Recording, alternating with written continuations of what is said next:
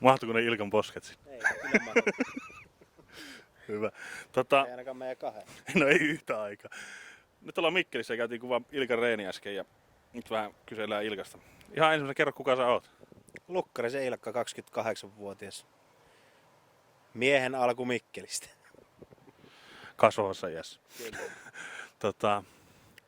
Sä oot erikoistunut tuohon penkkihommiin ja siinä olisi niin kovat tavoitteet. Mikä sulla nyt on tänä vuonna tavoite vielä?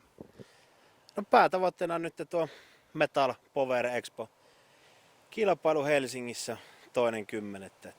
Siellä koitetaan saa kaikki miehistä irti.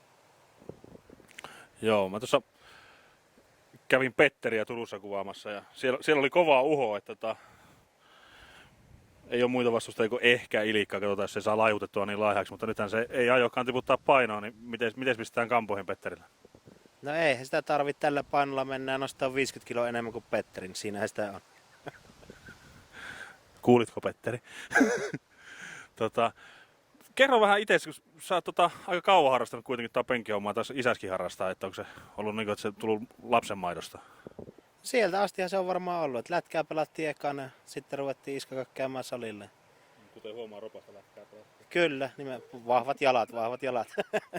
Siitä asti se on lähtenyt. 13-vuotiaasta asti on tullut salilla jumppailtu ja olisiko ollut 2005 oli ensimmäiset kisat kun kävi. Siitä asti aika aktiivisesti jo kisannut.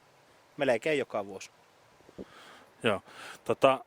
Minkälaisia sulla on pitemmän ajan suunnitelmia, että kauan sä meinaat vielä kisata ja onko kilotavoitteita? En tiedä yhtä, että miten pitkään vielä. Toivotaan, että vielä vuosia on paljon jäljellä ja jaksaa aktiivisesti jumppailla. En osaa oikein kilotavoitteesta sanoa sen enempää. Kaikki yli 400 plus. Eikö se joka vuosi pitäisi olla vähän lisää? Kyllä, se olisi semmoinen päätavoite, että sitä aina tulisi. Niin tarkoitin siinä penkissä. Niin, sitäkin. Joo, onko sulla ikinä kiinnostunut koko voimannosto vai onko sulla aina puhtaasti vaan penkkiä? Kyllä voimannostokin kiinnostus, mutta tuo selkä meni silloin muutama vuosi sitten, niin ei pysty ihan niin täysiä keskittymään siihen, että pysytään nyt vaan penkissä. Joo. Onko sulla mitään sanottavaa kilpailijoille, mitä sä haluaisit kertoa? Että miten tulet pärjäämään ja hiilostaa Petteriä ja kumppaneita, että miten tullaan kisaamaan? No kaikille ainakin yritän laittaa kampoihin parhaimman mukaan. Että toivottavasti se riittää ykköspallille. No niin, se nähdään sitten siellä Helsingissä. Ei kai sä muuta tänään ole, tällä selvitään.